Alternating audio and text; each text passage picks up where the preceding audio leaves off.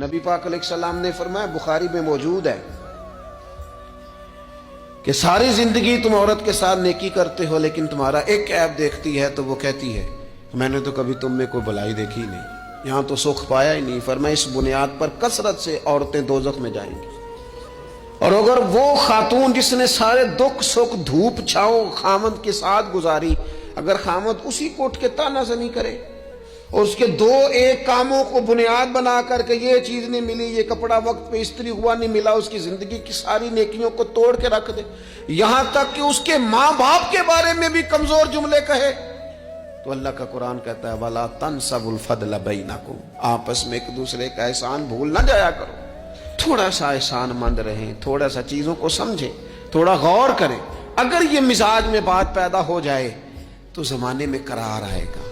ہم ایک دوسرے کی قدر کا احساس ہوگا، مل کے رہنا ہم پسند کریں گے۔